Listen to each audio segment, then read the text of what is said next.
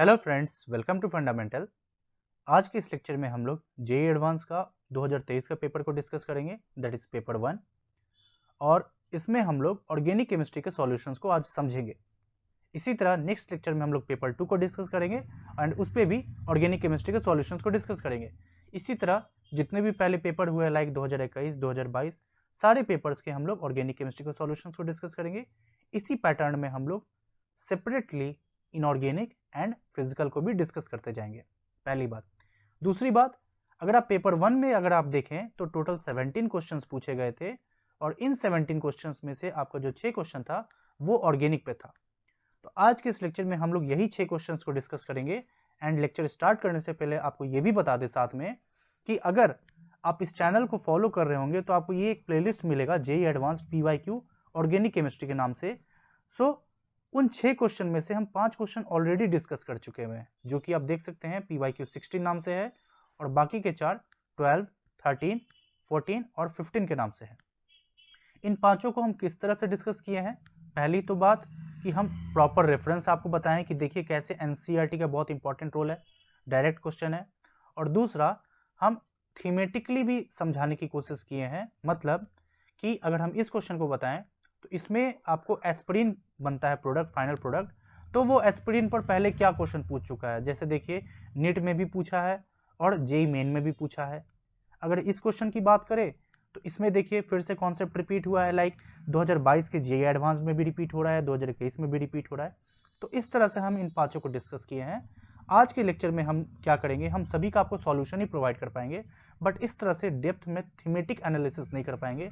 Otherwise आप भी जान रहे हैं वीडियो लंबा हो जाएगा, बट हम पूरा कोशिश करेंगे जितना हो सके थीमेटिक भी बताते चले। तो अगर आपको उस तरह से और अच्छे से समझना है तो आप ये 5 वीडियो को देख सकते हैं। और जैसा कि आपको मालूम है, हम सभी क्वेश्चंस का आंसर हाईलाइट कर दिए हैं, ताकि जब हम आपको PDF इस टेलीग्राम पे प्रोवाइड करेंगे तो आप वहां से डाउनलोड करके उसको एक क्विक रिवीजन कर सकते हैं। तो चलिए इस लेक्चर को स्टार्ट करते हैं। और ये पहला प्रॉब्लम है। इसमें देखिए ये 4 रिएक्शन दे रखा हुआ है और इन चारों से जो प्रोडक्ट फॉर्म करेगा इनके बारे में हमें करेक्ट स्टेटमेंट ढूंढना है। तो देखिए सबसे पहले आप ऑप्शंस को देखिए तो यहाँ पर एसिमेट्रिसिटी की बात हो रही है। तो पहले आप समझिए एसिमेट्रिसिटी क्या है। सिमेट्रिक का मतलब होता है कोई मॉलिक्यूल में सिमेट्री है। अगर हम ऐसे बोले तो सिमेट्री है, तो जितना लेफ्ट और राइट बराबर है, यानी ऐसे मॉलिक्यूल को आप कायरल नहीं कहेंगे। तो इसका मतलब क्या हुआ, एसिमेट्रिक कायरल हो गया, बिकॉज ए का मतलब नॉट होता है एंड एसिमेट्रिक यानी नॉट सिमेट्रिक, यानी मॉलिक्यूल को हमें ढूंढना है कौन कायरल है। तो आप समझ गए। अब देखिए इस क्वेश्चन को, देखिए एकदम बेसिक से समझने की कोशिश कीजिए। यहाँ रिएक्शन किसका है? नाइट्राइल का रिएक्शन है ग्रिग्नार्ड के प्रेजेंस में, और फिर उसका हाइड्रोलिसिस कर रहे हैं। तो पहले हम स्ट्रक्चर को ड्रॉ करते हैं। ये स्ट्रक्चर को देखिए, अगर आप इतना को देखेंगे ध्यान से तो हम लिख सकते हैं CH3 CH2, फिर बगल में CH बॉन्ड है CH, देन आपका इधर CH3 आ गया और CH2 CN। अब आप याद कीजिए, अगर आप नाइट्राइल का रिएक्शन ग्रिग्नार्ड के साथ करते हैं, अगर हम R'-MgX एक जनरल रिएक्शन की बात करें तो बेसिकली ये क्या है, न्यूक्लियोफाइल है, और ये क्या है, इलेक्ट्रोफाइल है। तो कोई भी रिएक्शन न्यूक्लियोफाइल इलेक्ट्रोफाइल का होगा, तो ये R- डेल R- उठ के आएगा और इस कार्बन पर अटैक करके ये बॉन्ड को तोड़ेगा, बिकॉज ये पोलर मल्टीपल बॉन्ड है। तो आप यहाँ क्या लिखेंगे, RC double bond N minus MgBr plus, इस तरह से लिखते थे, और यहाँ पे R' हो जाता था। और नेक्स्ट स्टेप में आपको हाइड्रोलाइसिस दे रखा हुआ है, और ये जब कभी भी आप इमीनियम आयन या इस तरह का सिस्टम को C डबल बॉन्ड को हाइड्रोलाइसिस करते हैं तो शॉर्टकट यही, आप यहाँ पे ऑक्सीजन दे दीजिए या हाइड्रोजन दे दीजिए, जिससे कि ये RC डबल बॉन्ड O ये आपका कार्बोनिल बना लेता है। हम बता रहे ये कैसे होगा, फिलहाल अभी आप समझिए कि कार्बोनिल बन गया। तो अगर यही बात है तो अगर हम यहाँ पर अब इस रिएक्शन को देखें तो देखिए CH3 CH2 CH CH3, तो यहाँ पर आप देख सकते हैं ये सेंटर कायरल सेंटर है, बिकॉज ये इथाइल है, ये मिथाइल है, और ये तीसरा ग्रुप डिफरेंट है, चौथा हाइड्रोजन है। तो नाइट्राइल की जगह हम ये कार्बोनिल बना सकते हैं। तो देखिए बेसिकली ET MEH रहने दीजिए, और ये CH2 हो गया, और यहाँ पे C डबल बॉन्ड O, और यहाँ R' हम ग्रिग्नार्ड से ले रहे हैं तो यहाँ पर बेसिकली PH हो गया, तो हम लिख सकते हैं PH। अब आप यहाँ पे थोड़ा स्मार्टली प्ले कीजिए। कायरल सेंटर मेरा अभी भी है, लेकिन नेक्स्ट स्टेप में जब हम रिएक्शन कराएंगे फर्दर ग्रिग्नार्ड से, तो ग्रिग्नार्ड फिर से आके यहाँ अटैक करेगा, बिकॉज अगेन ये न्यूक्लियोफाइल है तो ये इलेक्ट्रोफाइल है, तो जिससे कि आपका प्रोडक्ट क्या बनेगा, यहाँ का अगर आप ऑब्जर्व कीजिए तो OH तो बन ही जाएगा, लेकिन 2 pH आ गया। क्या ये सेंटर कायरल हुआ? नहीं हुआ। इसका मतलब आपके सिस्टम में सिर्फ एक ही कायरल सेंटर रहेगा जो कि स्टार्टिंग से प्रेजेंट था।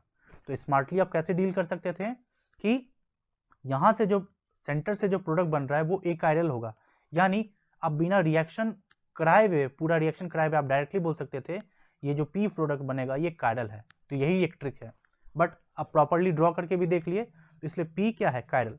अब आपको जल्दी से बता देते हैं कि कैसे आप यहाँ से यहाँ जा सकते हैं। तो इसको हम पहले इरेज कर लेते हैं। देखिए हम क्या थे, यहाँ पर थे Rn माइनस MgBr प्लस और ये R प्राइम क्या है, H3O प्लस है, तो हम कह सकते हैं पहले H प्लस होगा जो कि इसको प्रोटोनेट करके RNH बना देगा R प्राइम, और नेक्स्ट स्टेप में क्या होगा, वाटर है तो H2O आएगा और ऐसे अटैक करेगा। अगेन पूरा रिएक्शन न्यूक्लियोफाइल इलेक्ट्रोफाइल का है, तो आप क्या लिख सकते हैं, RNH minus R prime OH2 positive. Again याद कीजिए minus of H plus plus of H plus यानी प्रोटोन ट्रांसफर, ये H प्लस लूज करेगा ये ले लेगा RNH2 R प्राइम OH, और नेक्स्ट स्टेप में क्या है, अगेन एसिडिक मीडिया है तो ये प्रोटोनेट हो जाएगा और ये इस तरह से आके इसको निकाल देगा, जिससे कि आपका ये स्ट्रक्चर बनता है। और फाइनली एसिडिक कैटलाइज्ड है तो ये यहाँ से H प्लस निकल जाएगा, जिससे कि आपका कार्बोनिल होता है। तो देखिए मैकेनिज्म कैसे जा रहा है, तो ये इसका मैकेनिज्म बता दिए बिकॉज हम बोल दिए थे कि हम बताएंगे, लेकिन अगर सभी का ऐसे मैकेनिज्म बताने लगे तो ये लेक्चर लंबा चला जाएगा। तो हम अपने तरफ से कोशिश करेंगे कि जितना जो जरूरी है बस वही बताते चले। अगर इस तरह का सेपरेट हम करा देंगे बाद में कि कैसे किसका क्या मैकेनिज्म जा रहा है, क्लियर है। तो हम इसको एक बार इरेज कर दे रहे हैं। तो हमें पी मालूम चल गया कि ये कायरल है, ठीक है। अब क्यू में आते हैं।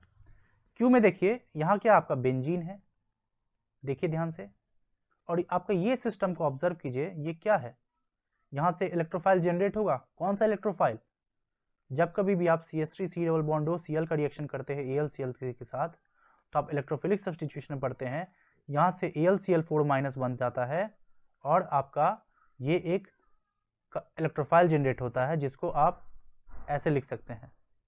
बस सेकेंड स्टेप में क्या है, इलेक्ट्रोफिलिक सब्स्टिट्यूशन रिएक्शन, जिससे कि आपका प्रोडक्ट क्या बनेगा, देखिए ये हुआ।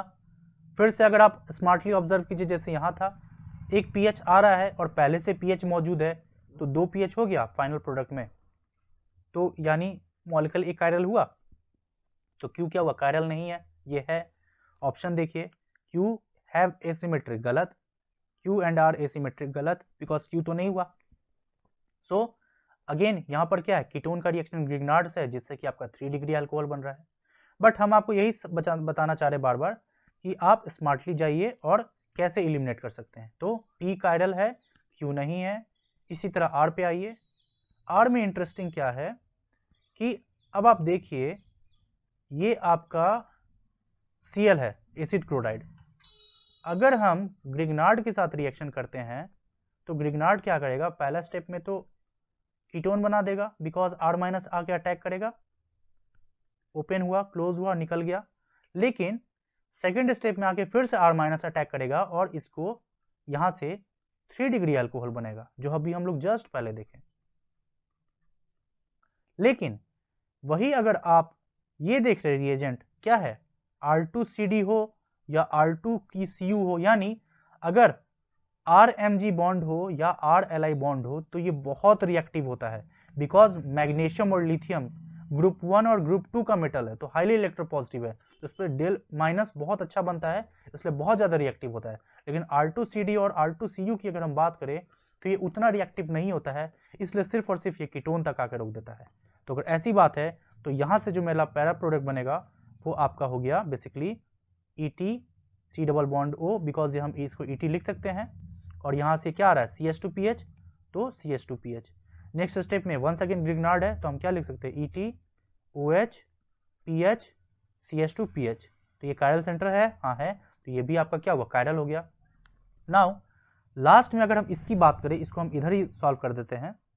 देखिए PH CH2, now C double bond OH, again Grignard है तो हम क्या लिख सकते हैं, PH CH2OH डायरेक्ट लिख दे रहे हैं, PH यही आंसर आएगा। सेकेंड स्टेप में CrO3 है जो कि इसको ऑक्सीडाइज करके कीटोन बना देगा, CH2 C double bond O PH। Next step में HCN का रिएक्शन है, याद कीजिए। अगेन देखिए आपको यही करना है, इलेक्ट्रोफाइल न्यूक्लियोफाइल, इलेक्ट्रोफाइल न्यूक्लियोफाइल, ये इलेक्ट्रोफाइल है ये न्यूक्लियोफाइल है, तो CN माइनस आकर अटैक करेगा।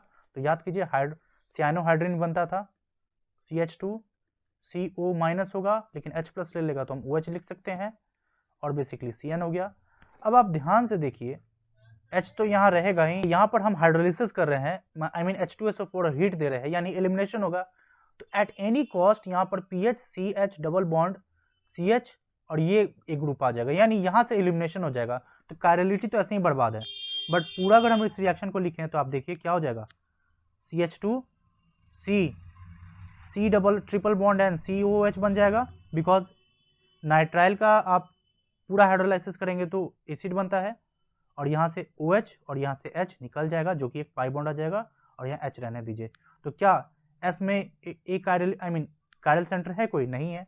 तो अब आप समझिए S को देखिए तो S में कायरल नहीं होगा, तो P कायरल है, Q नहीं है, R कायरल है, S नहीं है। तो ऑप्शन पढ़िए, PQ है एसिमेट्रिक, गलत, बिकॉज आपका Q नहीं है, फिर से Q नहीं है तो B भी गलत, P एंड R सही है, and P has asymmetric but S does not have asymmetric, सही है, यानी इसका आंसर C और D। क्लियर हो गया। तो देखिए फ्रेंड्स ऑलरेडी इसमें हम बहुत समय ले चुके हैं, आगे कोशिश करेंगे कि जितना जल्दी और अच्छे से बता सकें। अब इस क्वेश्चन में आते हैं, इसमें हम लोग थोड़ा जल्दी बनाने की कोशिश करेंगे बट जो जरूरत है वो बताते हुए चलेंगे, बिकॉज वीडियो अदरवाइज बहुत लंबा हो जाएगा। देखिए स्टाइरिन को पहले आप प्रॉपर लिखिए, ये आपका क्या है, स्टाइरिन है, CH डबल बॉन्ड CH2। अब यहाँ से अगर आप देखेंगे ये क्या है, हाइड्रोबोरेशन ऑक्सीडेशन है, तो हाइड्रोबोरेशन ऑक्सीडेशन के कारण एंटी मार्कोनिकोव प्रोडक्ट बनेगा, CH CH2OH, ये हो गया हमारा क्या, P। नेक्स्ट देखिए आप, ये क्या है, जोन्स रिएजेंट, और जोन्स रिएजेंट का क्या होता है, 1 डिग्री अल्कोहल को एसिड में ले जाता है। तो अगर हम यहाँ से बनाएं P से नेक्स्ट, तो आपका जो फॉर्म करेगा CH2 C double bond O OH हो गया। अब ये वाला जो रिएजेंट है फ्रेंड्स, इसको कहते हैं हेल-वोलार्ड जेलेंस्की रिएक्शन। अगेन मैकेनिज्म में नहीं जा रहे, आप समझिए यही, जब कभी भी कार्बोक्सिलिक एसिड होता है तो उसके अल्फा पोजीशन पे हैलोजन आके लग जाता है। तो ये एसिड है तो इसके अल्फा पोजीशन ये है, तो यहाँ के एसिड हैलोजन लगेगा, तो Cl है तो Cl आके लग जाएगा, तो ये आपका हो गया Q। तो देखिए पहली बात तो एसिड बनेगा तो ये तो गलत Q हो गया, उसमें भी अल्फा पोजीशन पे Cl है तो ये सही है। अब फिर से हमें अब P से R करना है, तो यहाँ पर हम क्या कर रहे हैं, SOCl2 का रिएक्शन करा रहे हैं। और आप याद कीजिए जब कभी भी आप ROH का PCl5 या PCl3 या SOCl2 से रिएक्शन करते हैं तो हमेशा OH की जगह एक बढ़िया लिविंग ग्रुप Cl लग जाता है। तो अगर हम यहाँ स्ट्रक्चर ड्रॉ करें तो CH2 CH2 Cl, ये हो गया। अब नेक्स्ट स्टेप में CN दे रखा हुआ है तो SN2 मैकेनिज्म से CN माइनस आएगा, बैक साइड से अटैक करके इसको निकाल देगा, जिससे कि आपका प्रोडक्ट क्या फॉर्म करेगा, RCH2 CH2 and C triple bond N, और हाइड्रोलिसिस होगा। जिस तरह से पीछे आप देखें यहाँ हाइड्रोलिसिस होकर CN एसिड बन जाता था, तो यहाँ देखिए अगर हम इसका हाइड्रोलाइसिस करेंगे तो इससे आपको क्या बनेगा, CH2 and C double bond OH। तो एसिड किस में बना हुआ है, R में, यहाँ पे एसिड बना हुआ है, इसलिए गलत हो गया, आंसर इज B। नाउ अगर आप फर्दर अब जाने की कोशिश करेंगे तो कुछ नहीं, अगर हम आपको यहाँ से बता के दिखाएं तो बेसिकली हमारा क्या मिल रहा है, देखिए, बिकॉज हमें मैकेनिज्म सीखना, आई मीन कॉन्सेप्ट सीखना है। आपका ये बन रहा है, एक बार मिला लीजिए, PH CH2 acid, PH CH2 acid, H2SO4 है, हाँ है, ये इसको प्रोटोनेट करके H2O प्लस बना देगा, और नेक्स्ट स्टेप में आप यहाँ से माइनस ऑफ H2O कर देंगे तो आप देखिए CH2 आपका ये इलेक्ट्रोफाइल जनरेट हो गया। अब अगेन क्या ये इलेक्ट्रोफिलिक सब्स्टिट्यूशन रिएक्शन कर सकता है, 1 2 3 4 5 मेंबर रिंग, तो देखिए आपका यहाँ पर 5 मेंबर रिंग बन के आ रहा है। तो हम चाहते यहीं तक रोक सकते हैं, बट आपको हम पूरा कॉन्सेप्ट सिखा रहे हैं इसलिए हम यहाँ से आगे बता दिया, समझ में आ गया। अब आगे बढ़ते हैं, इस प्रॉब्लम पे आइए। स्टार्टिंग में ही बोले एस्पिरिन बनेगा, बट कैसे बनेगा उसको पहले समझते हैं, फिर क्वेश्चन को सॉल्व करते हैं। अब एक चीज देखिए, पी के बारे में कह रहा है, पी एक फेनाइल अल्काइल ईथर है, तो हम पहले फेनाइल ड्रॉ कर देते हैं स्ट्रक्चर। यहाँ पे ऑक्सीजन और यहाँ पे एक आर ग्रुप ले लेते हैं जो कि अल्काइल हो गया। ये बहुत हम लोग अच्छे से अब तक जान चुके हैं, जब भी फेनाइल अल्काइल ईथर का आप हाइड्रोलाइसिस करेंगे हैलोजन एसिड के प्रेजेंस में, तो ये इसको क्या करता है, प्रोटोनेट करके OH प्लस बना देता है। और हम कई बार बता चुके हैं I माइनस इधर से आके बॉन्ड तोड़ता है। इधर से क्यों नहीं तोड़ता है, बिकॉज यहाँ पर ऑक्सीजन लोन पेयर देने के कारण यहाँ पार्शियल डबल बॉन्ड कैरेक्टर बना देता है। ठीक है, तो बेसिकली आपको क्या हुआ, यहाँ से आपको फेनॉल मिलेगा। इतना क्लियर हो गया। अब ये जो सेट ऑफ रिएजेंट है, याद कीजिए कैसा है, कोल्बे रिएक्शन, जो कि आपका इस साल जेई मेन में भी पूछा 2024 में। NaOH क्या करेगा, इस OH से O माइनस ले लेगा, आई मीन H प्लस ले लेगा, O माइनस बन गया। अब CO2 इलेक्ट्रोफाइल है। अगेन मैकेनिज्म में हम नहीं जाना चाह रहे बार बार, क्योंकि वीडियो लंबा हो जाएगा। तो ये basically Kolbe electrolysis, I mean Kolbe reaction है, जिससे देख रहे ऑर्थो पोजीशन पे आपका क्या आएगा, ऑर्थो पोजीशन पे CO2H ग्रुप आ जाएगा। एंड लास्ट में ये जो ग्रुप दे रखा हुआ है ये एनहाइड्राइड है। अगर फिर से हम मैकेनिज्म बताएं तो देखिए, ये इलेक्ट्रोफाइलिक सेंटर है और ये आपका OH और यहाँ पर C डबल बॉन्ड OH, ये न्यूक्लियोफाइल है। ये न्यूक्लियोफाइल क्यों नहीं होगा, ये वाला ऑक्सीजन, यही वाला क्यों होगा, बिकॉज इसका लोन पेयर इस आइडेंटिकल रेजोनेंस में इन्वॉल्व हो जाएगा, इस कारण से ये लेस अवेलेबल है और ये वाला मोड अवेलेबल होगा, इसलिए ये अटैक करता था। और इस कारण से आपका जो प्रोडक्ट बनता था, यहाँ OAC लग जाएगा और यहाँ पर CO2H, जिसको आप क्या कहते हैं, एस्पिरिन। और अगर आप इसका स्टेटमेंट्स देखेंगे, NCERT में साफ साफ कह रहा है कि जो एस्पिरिन है ये नॉन नार्कोटिक ड्रग है, तो नॉन नार्कोटिक होगा तो C गलत। फिर aspirin inhibits a synthesis of chemical known as prostaglandins, it inhibits the synthesis of prostaglandin, answer is B। समझ में आ गया। सो जैसा कि हम पहले भी कह चुके हैं, NCERT प्लीज पढ़िए, और खासकर इस तरह का चैप्टर तो बिल्कुल पढ़िए, क्योंकि वहां से आप डायरेक्ट कर सकते हैं। अब इस क्वेश्चन पे आते हैं। इसमें देखिए नाइट्राइल का रिएक्शन LAH के साथ कर रहा है, और आप देखिए जब कभी भी आप नाइट्राइल का रिएक्शन NaH के साथ करते हैं तो RC ट्रिपल बॉन्ड N आपका बेसिकली RCH2NH2 बन जाता है। स्टार्टिंग वाला क्वेश्चन में देखिए वहां भी नाइट्राइल का रिएक्शन था, अभी भी नाइट्राइल का रिएक्शन है। तो अगर ऐसी बात है तो हम क्या करते हैं, पहले इसका स्ट्रक्चर ड्रॉ कर देते हैं। तो देखिए आप, यहाँ पर हो गया CH2NH2। अब नेक्स्ट स्टेप में है एसिटोफेनॉन। जब कभी भी कार्बोनिल का रिएक्शन आप RNH2 के साथ करते थे तो याद कीजिए क्या बनता था, इमीनियम आयन, इस तरह से स्ट्रक्चर फॉर्म करता था। तो सेम कॉन्सेप्ट यहाँ लगेगा, तो आप इस तरह से स्ट्रक्चर ड्रॉ कीजिए, आपका ये प्रोडक्ट बनेगा। अब आप इसमें देखिए ध्यान से क्या बताना है, total number of sp2 hybridised carbon atom. तो देखिए कार्बन एटम कितने हैं, sp2 1 2 3 4 तो यहाँ से निकल के आया, बट यहाँ सिली मिस्टेक का क्या चांस है बताएं। अगर आप जल्दबाजी में बनाएंगे तो आप pH को अगर फुल स्ट्रक्चर में नहीं लिखते तो आपको मालूम नहीं चलेगा, लेकिन अगर आप ध्यान दीजिएगा तो बेसिकली pH आपका क्या है, pH तो ये ग्रुप है ना जिसमें देख रहे हैं 6 कार्बन है, तो एक कार्बन एक pH से 6 sp2 कार्बन, तो टोटल 4 pH है, तो 6 चौक 24, तो 24 तो जोड़ के आ जाएगा 28। तो सिली मिस्टेक क्या है कि अगर आप यहाँ pH को अगर ध्यान नहीं देंगे तो आप 4 मार के आ जाएंगे, इसलिए इसका आंसर 28 है। अब आते हैं आखिरी के 2 क्वेश्चंस को। इसमें देखिए वंस अगेन यहाँ पर हमें क्या बताना है, ये 4 दे दिया है और इसका सब्स्टिट्यूशन रिएक्शन कराना है, और हमें बेसिकली इस पर स्टीरियोकेमिस्ट्री पे क्वेश्चन पूछा है। तो आप देखिए पहले स्ट्रक्चर ड्रॉ करते हैं। इथाइल पेंटेन क्या है, पहले पेंटेन ड्रॉ कीजिए आप, 1 2 3 4 5, ये पेंटेन हो गया। 2 पे इथाइल है ET, 1 पे ब्रोमो है, ब्रोमो हो गया। अब इसका SN2 रिएक्शन करना है। तो देखिए हम जब ये वीडियो बनाए थे सेपरेटली, वहां भी बताए थे कि ये जो कायरल सेंटर है क्या यहाँ रिएक्शन हो रहा है, नहीं हो रहा है, तो क्या इसका स्टीरियोकेमिस्ट्री चेंज होगा, नहीं होगा। और जिससे ब्रोमीन लगा क्या वो कायरल सेंटर है, नहीं है, तो हमें इसका स्टीरियो सेंटर से कोई फर्क पड़ेगा, नहीं पड़ेगा। यानी अगर आप इसका जो प्रोडक्ट लिखेंगे तो बेसिकली ET का अगर कन्फिग्रेशन R है तो अभी भी R रह जाएगा, और BR के पास तो कुछ हुआ नहीं, अब बात बाकी ऐसे ही रहने दीजिए। तो अगर ये R था ओवरऑल मॉलिक्यूल तो अभी भी R रहेगा।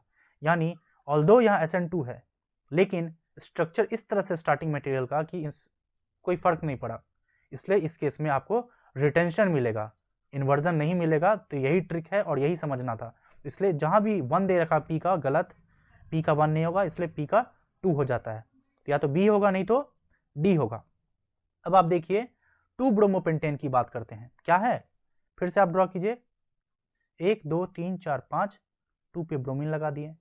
अब हमें इसका, अब SN2 कह रहा है, अब बिल्कुल से चेंज होगा बिकॉज अभी कायरल सेंटर बन गया है। तो इसलिए यहाँ पर SN2 के कारण यहाँ पे अब इन्वर्जन हो जाएगा, Q का 1 बट Q का 4 दे रखा है, गलत, आंसर इज बी। अब आप बाद बाकी को अगर सॉल्व करेंगे तो सॉल्व करके आप देख भी लीजिए, ये क्या है, हेक्सेन, 1 2 3 4 5 6 हेक्सेन हो गया, 3 ब्रोमो 3 मिथाइल, 3 ब्रोमो 3 मिथाइल, 1 2 3 4 5 6।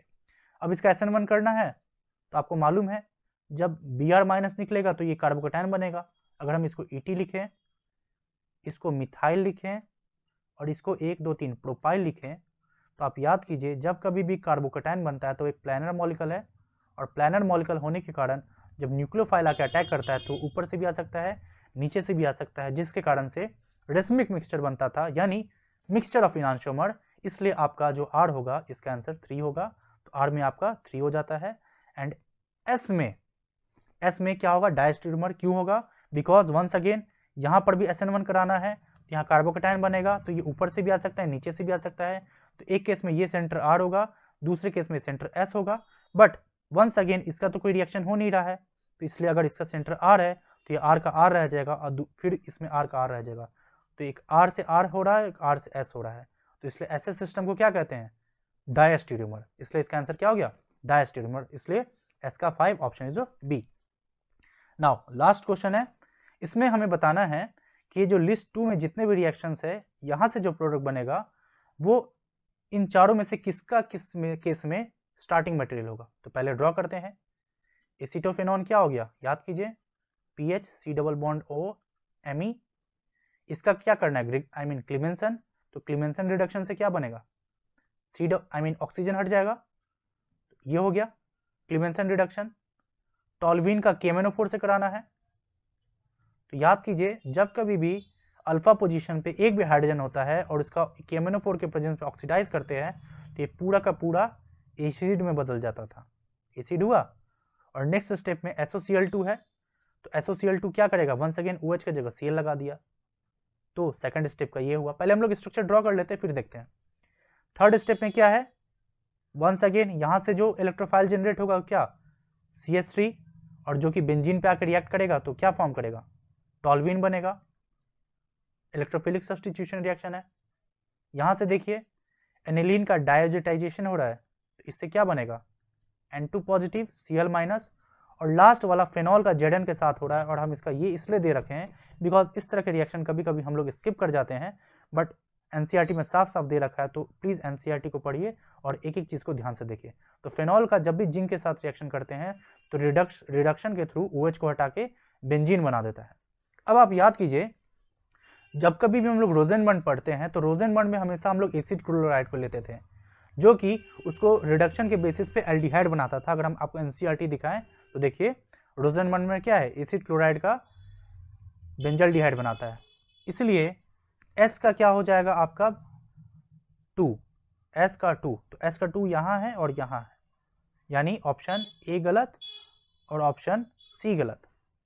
फिर आप देखिए गैटरमैन और गैटरमैन कोच में देखिए डिफरेंसेस क्या है। जब गैटरमैन कोच करते हैं तो आप देखिए हमेशा बेंजीन स्टार्टिंग मटेरियल लेते हैं, और इसमें ये देखिए CO और HCl।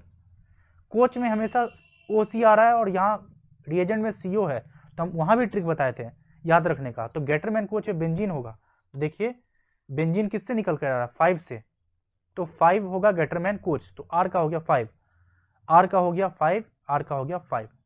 Gattermann reaction diazonium salt से है, बिकॉज डाइजोनियम सॉल्ट का रिएक्शन देखिए ये हो गया डाइजोनियम सॉल्ट, जिसमें कॉपर 0 से रिएक्शन करते हैं तो एसिड हैलोजन ग्रुप आके लग जा रहा है।